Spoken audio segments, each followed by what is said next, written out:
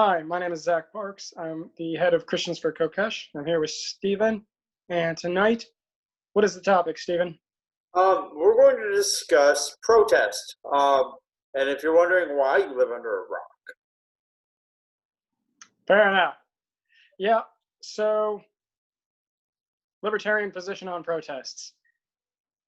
Nothing wrong with peacefully assembling, nothing wrong with peacefully demonstrating on property where you're permitted to be. It's pretty effective. Protests are pretty effective at causing political change. That is definitely true. It gets a lot of attention and it gets a lot of gets things moving. Rioting.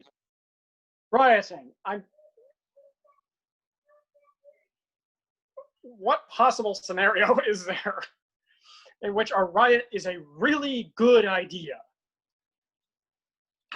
I don't think there is one. It doesn't come to mind. A free for all, breaking and hurting. I just don't think a scenario like that exists. Hey, honey. You need a pillow? But here, how about this pillow? There you go. She's fine. I just don't see a riot ever being. You know, broad spectrum, like broad sweeps here. I would say the only time I would be a part of a full-fledged riot, and there haven't been any riots in Atlanta. What they're calling riots and what I call riots are two very different things. Potentially, there's a few times. But anyways, I would have to say, broad strokes here, what I have already lost would have to greatly outweigh the consequences of my actions. So, like, if you get caught breaking into, like, the CNN building in Atlanta, which, like, they threw some rocks through some buildings, like, if you get caught doing that, that could be, like, a couple years in jail. I'm not really sure. But let's say it's 5 years. I would have to know that I've already lost something way more valuable than 5 years of my life. I guess that's one way to look at it. Like, if you killed my brother, I might riot. But, like, it would be something super extreme. Like, you would have to have killed somebody I really love. But what good is it, as much as I'd love to see the end of CNN, what good is it to throw rocks at CNN? What good is it to trash the CNN studio? So I want to back up for a second. The reason that this has come up is George Floyd passed away. Today is Wednesday the 3rd of June. And he passed away 9 days ago. And I guess there's been 8 days of protest and or riots, right? Yeah. And on Monday the 1st, I went to a protest here in Atlanta. And there were some issues that I have with what took place. And I want to discuss that because I feel like, and I want to start off by reading two things. Amendment 1 to the U.S. Constitution. Congress shall make no law respecting an establishment of religion or prohibiting the free exercise thereof, or abridging the freedom of speech or of the press, or the right of the people peaceably to assemble and to petition the government for a redress of grievances. That is the First Amendment of the Constitution. I assume everyone's heard at least parts of that, if not all of that. Yeah. And like I said previously, I live in Georgia, so I want to read something that LP Georgia is doing. I'm not going to read the entire thing, but amid unrest over the egregious violations of civil rights by police, including the murder of George Floyd in police custody in Minneapolis, May 25th, the Libertarian Party of Georgia shares the outrage of people who have lived too long under abusive and oppressive policing.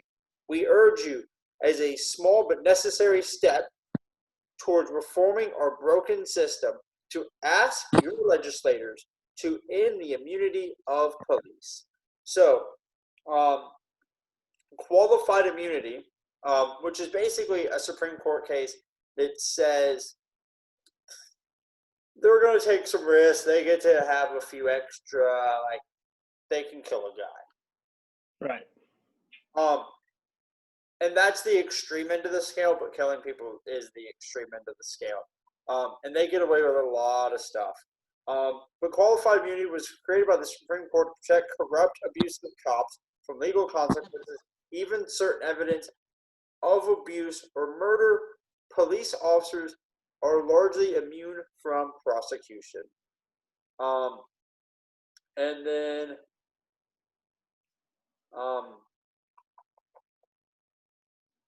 qualified immunity, and I'm just skipping through, qualified immunity is unlawful, dangerous, and fundamentally undermines equal protection and the rule of law. The rights are inalienable, and they must be enforceable. Police shouldn't hide behind special protections. They should not be held to lower standards. They should be accountable for their actions. And I'm going to say something that the author of this article did not say. Police shouldn't hide behind special protections. They should be held to higher standards. When you stand on that line, you are holding yourself to a higher form of conduct. If you can't do it, go away, leave. And for the love of God, don't call yourself a warrior. That ticks me off. All right, so that was written by Laura Williams, who is the vice president of the Georgia Libertarian Party. And I'm just going to read a little thing about her. Dr. Laura Williams teaches communication strategy to undergraduates and executives. She is a passionate advocate for critical thinking, individual liberties, and the Oxford Common. And she wrote something here that I think everyone should listen to or read. And I'm going to put a link of this. This is a sample. If you would like to email or talk to your representatives, I say you do that on the local, state, and federal level. But here's a sample script. Hello, I am a constituent from your district, and I'm very concerned about the ongoing violence police officers are using against civilians. I ask you to please support and consider co-sponsoring Representative Mosh's Ending Qualified Immunity Act to restore Americans' rights to seek relief when their civil rights are violated. If the president won't sign it, please make every attempt to override a veto. Americans will not tolerate special protection for abuse of powers by corrupt, violent officers.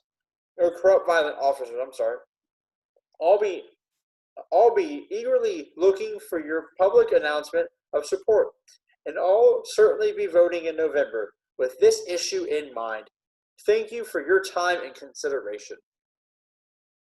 And all of this can be found on lpgeorgia.com, and I think it's like one of our latest articles.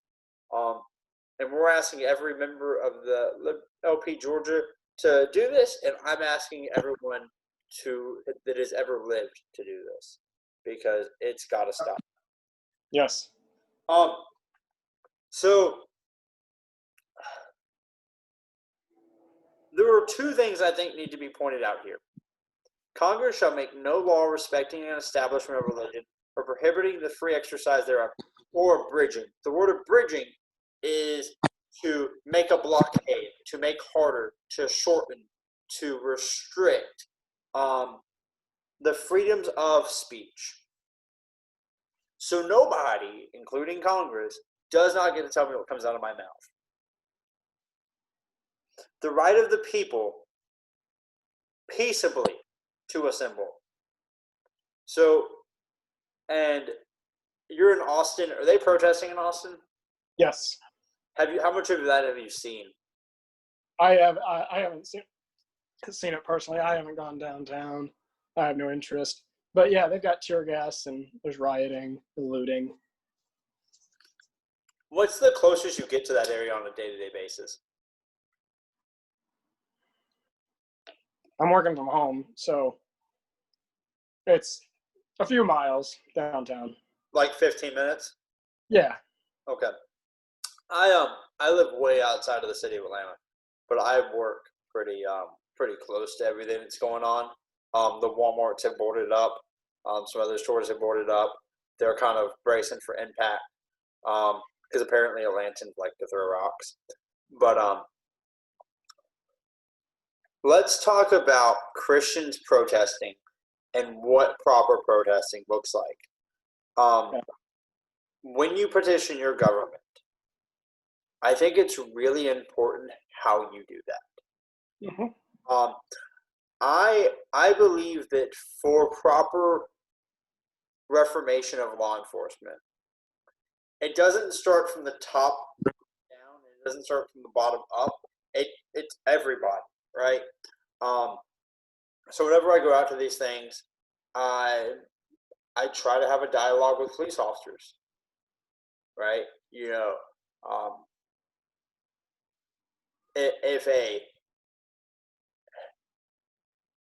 if I were in a situation where I saw a George Floyd type incident and I saw an officer stop that and two officers started getting in a fist fight, dude, I got your back.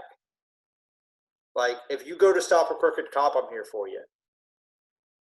If they tarnish your reputation, I'm here for you. But that's only going to happen if we have dialogue with law enforcement. It's only going to happen if we have dialogue with our state reps, with our city councils, and our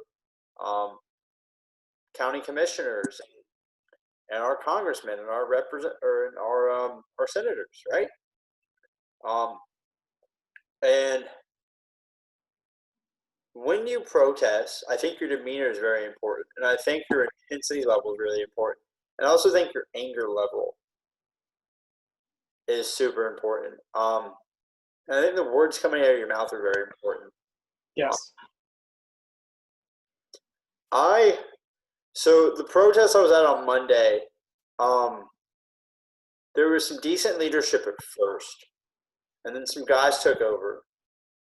And what they ended up doing, so this doesn't mean anything to anybody that lives outside of the city of Atlanta, but you've got the Capitol building, you have Martin Luther King, and then you have Piedmont, which is a park. And they're supposed to basically make loops, right? And just constantly moving around. People knew they existed. And at one point, I was at the front because they put all the white people up front, right? White allies to the front. That was a common saying. And I got there pretty early on, and I met them at one of the first stops, or one of the first loops, and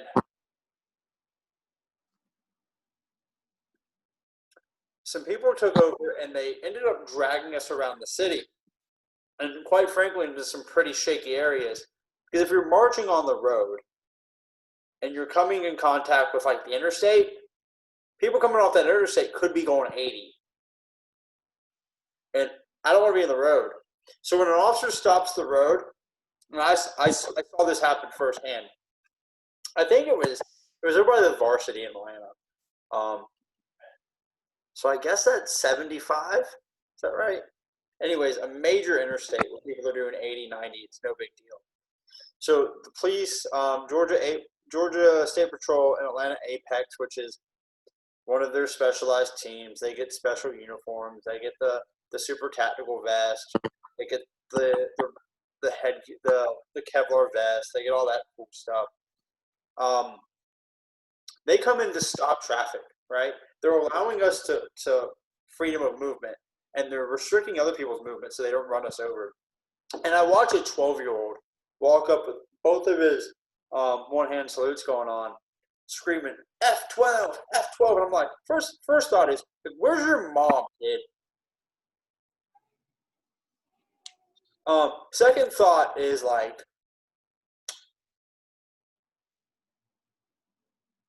That officer's showing a lot of restraint. Yeah. They're not going to listen to us now. And he was doing it, and this guy was doing it, and that guy was doing it. Right. Yeah. And, Pointless. well, it's not only pointless, but it's also counterproductive. Yeah. If I'm sitting there protesting, and you're next to me, and you're saying F the police, and I'm sitting here trying to have an honest conversation about, hey, what do you do when you watch a cop do something wrong? What is your response, Mr. Officer, Mr. Patrolman? You tell me, Trooper. And this guy's like, I don't want to be associated with you because you're infringing on my ability to have a productive conversation. Mm-hmm. Sorry.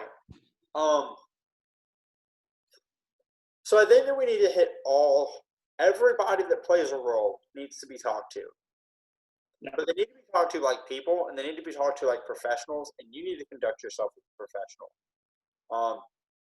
And if you don't feel like you can keep pace with them, Laura Williams, who is she's a doctor. She's a doctor. She's not like a medical doctor. She's not PhD, or she is PhD. She's not an MD.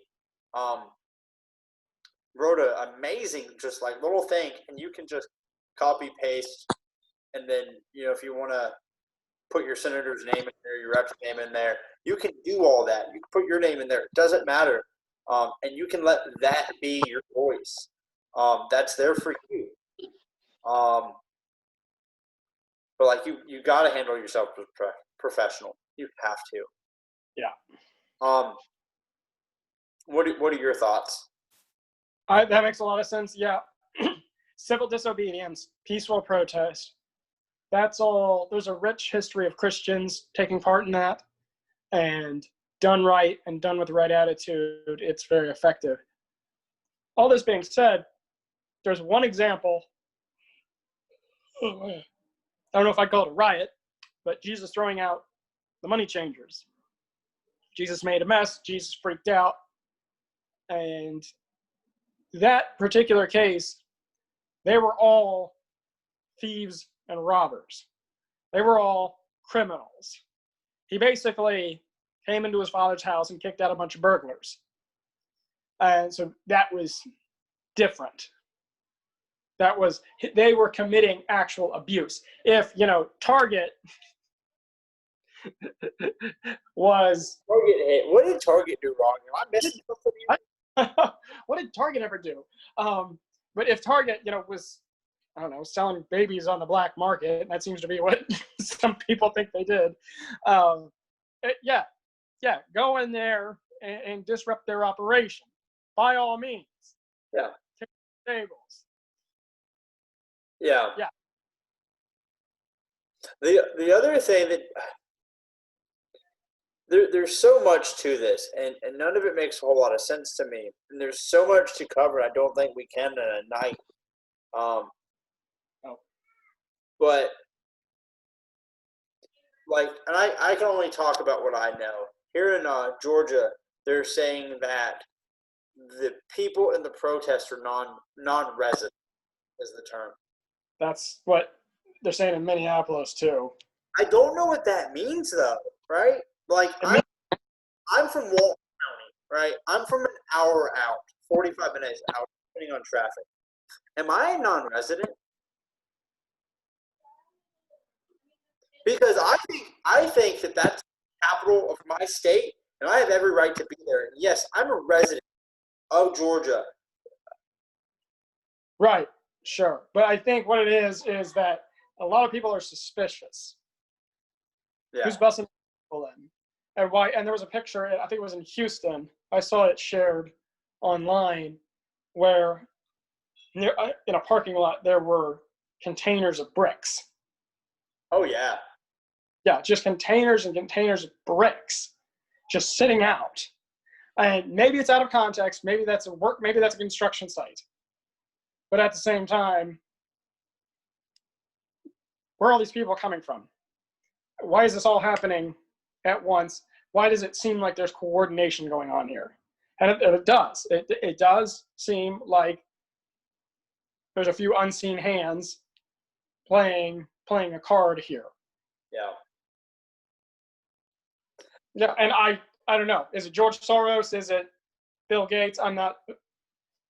That we can discuss that, but Well, there was a small incident here. Was it Lithonia? Somewhere near I-20. A black guy walked into a Walmart and a white dude, and they're on the exact opposite of the electronics department. And a white dude walks up to him and says, "Hey, take your racist T-shirt off." And they start fist fighting. And all these other guys get into this fight. While that's going down, I don't know. Maybe there were some people that were gonna go do some other stuff. But while that's going down, while the police are trying to handle that, in the exact opposite corner of the store where nobody's paying attention to, dudes are ripping TVs out like that. Yeah. I'm sitting here I'm watching that. I'm like, there's no way that those dudes weren't in on it. The dudes fighting were in on that, and they just got themselves some TVs and possibly some time. And wow. Back to my other point. So if you type in Atlanta protest, one of the first pictures you're going to see. So we have the CNN building here, and the CNN building is partially CNN. I think the Atlanta Police Headquarters is there. Some other stuff's there. Next to it is the College Football Hall of Fame. There's some really iconic buildings over there. There's some really iconic stuff. But the picture is the CNN sign. It's a red and white sign that says CNN, and it's shaped weird, and it's got every form of graffiti you could think of. And when I drove through Marietta Street, and when I drove around the CNN Plaza and all that, the night after the first protest, there was a lot of graffiti. And that area typically isn't hit by graffiti, and if it is, it's handled pretty quick because that's a money area for us. And I'll be real honest with you.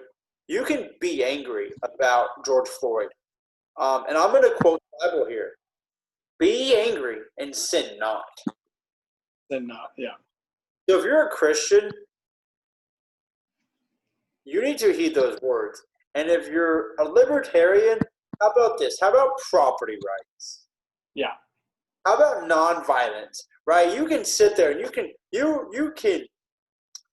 can scream at the top of your lungs, no justice, no peace. I can't breathe. Remember his name. Those are things I said. Right. But you don't get to destroy private property. Right. You don't get to take someone's livelihood away. But on Monday, I protest because I just felt like things were getting shaky, and somebody was telling me that I was a federal agent and a Republican. He was like, "Who'd you vote for president?" I was like, "Gary Johnson," and he goes, "So you're a Republican?" I'm like, "Gary Johnson smoked pot on the top of every roof in every major city." Right, but he was wearing a Bernie Sanders shirt. So, but anyways, I ended up leaving just because I could feel things rising, and the police were starting to arrest people. And I didn't feel like it was a productive situation to be in anymore. As I was walking back, I saw some dudes. I don't think they wore Blackwater. I don't think they were one of these major companies, Triple Canopy, which some of the guys we talked about in the past. But there were some pretty squared away dudes, all kitted up. And I walked everyone. I was like, "What are you doing?" He goes, "Oh, we got paid to guard this building." I'm like, "What is this?" He goes, "And it's like a business complex below, but there's houses up, like people live in there." And I'm like, "Why?" He goes, "Because they tried to catch this place on fire on Friday." So proper response to protesters. You have a dialogue with them. Yeah. But when you go violent, I'm a real big fan. Okay, Zach, I'm going to ask you. Minimal force to compel compliance means what to you? Minimal. Minimal force to compel compliance. Minimal. So you use as little force as necessary. Yeah. So and that's Yeah. yeah, cool. That's perfect. So if I say stop, you stop. And if you stop, we're done. Yeah. But if I have to then push you and you stop, we're done. But if you don't, and now I've got to strike you, and then you stop, we're done. But if you don't, then I baton you. And that goes up and up and up. And eventually, those private security guards are only left with that rifle.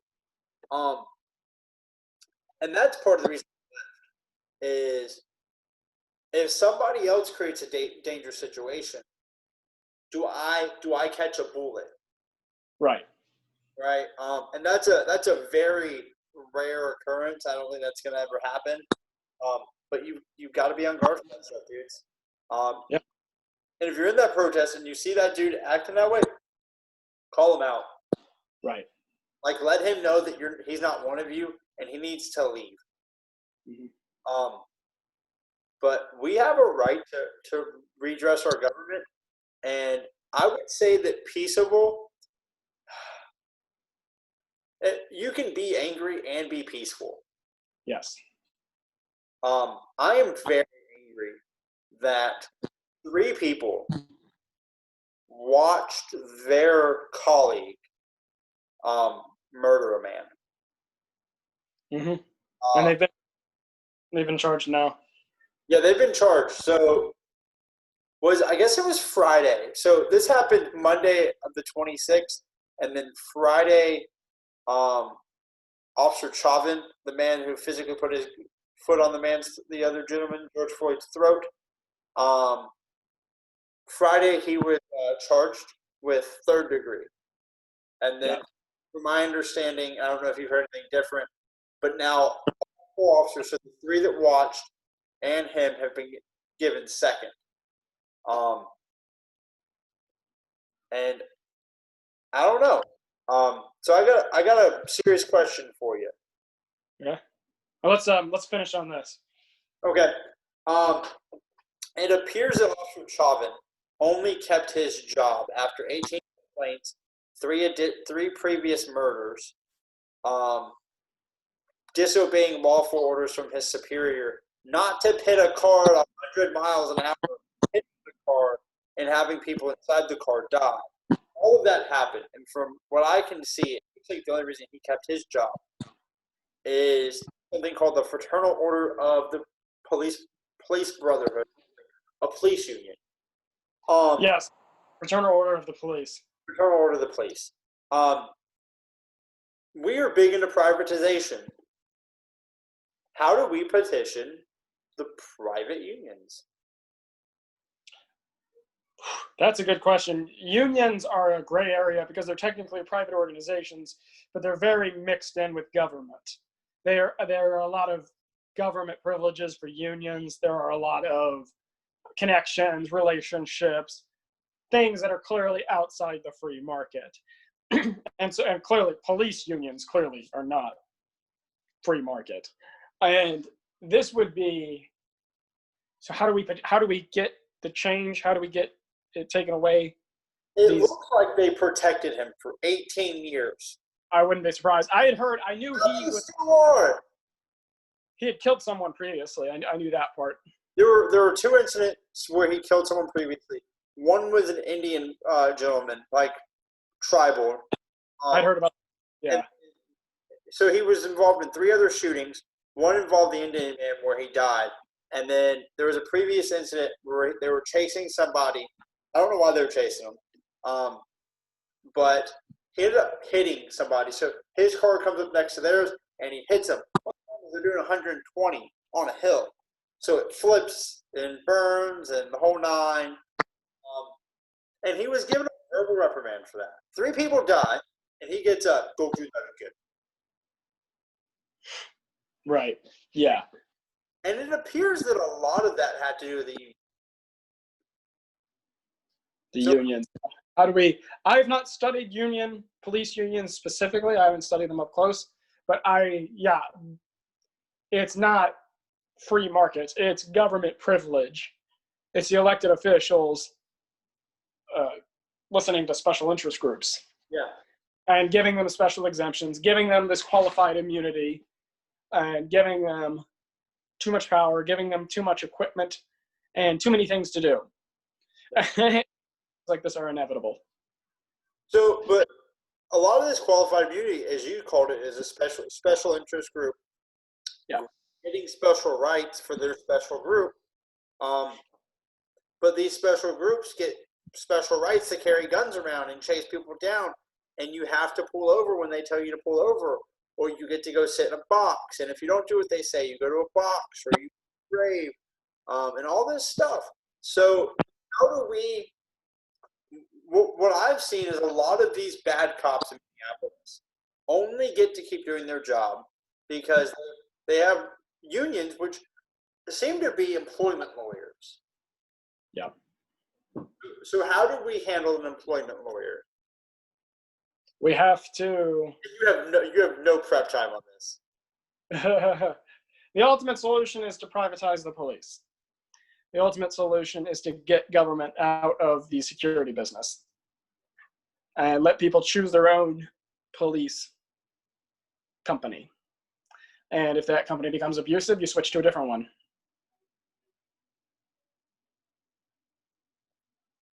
Free market. Who'd have thought? Yeah.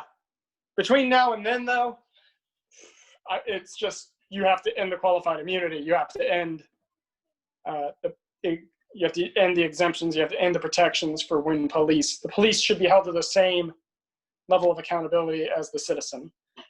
And he can say that, and Zach's entitled to his opinion. And I love you, but I wholeheartedly agree with that. I wholeheartedly disagree with that. We were citizens. We were residents. We didn't make the decision to be born here. And we didn't make the taxes, but they made the decision to spend however many weeks of their life in police academy, and every day they make the decision to go to work. And if I need them, which I think most police interactions can be avoided with good people skills. If you know how to deal with somebody who is being irate, you don't need them. You don't need the police. And if you know how to defend yourself, you don't need the police. And if you know how to do a lot of things, you just don't need the police. But anyways, I really feel like if your only job is to come help me in a state of emergency, whether it's a big one or a small one, a personal one, a large-scale one, your character does not need to come into question. I don't need to ask God to send me a good cop. I need to call 911 and say I need somebody, and just know that you're not going to be a piece of crap. Right. And preferably that you're an outstanding person who just wants to go home to his wife tonight. Right. So your way around police unions that provide corrupt cops is the free market. Yes. I like it. Yeah. But of course, obviously that's easier said than done. Obviously, we're a long way from that. And we need practical solutions in the near term that we can apply to the government police. And I think that's ending the qualified immunity and ending the police militarization. I definitely support what Amash has presented of demilitarizing the police. We need to demilitarize, end qualified immunity, and end the drug war, end the mass incarceration, and end the mentality of what I guess you could call the prison nanny state. The idea that we can solve problems. We can solve all of society's problems by just putting the right people in jail. If we can just get rid of all the drug addicts and the prostitutes and the ill people, just lock them up and forget about them, get them out of society, that'll solve our problems. And we've got to end that mentality. Yeah, I would wholeheartedly agree. And I think a lot of that just comes down to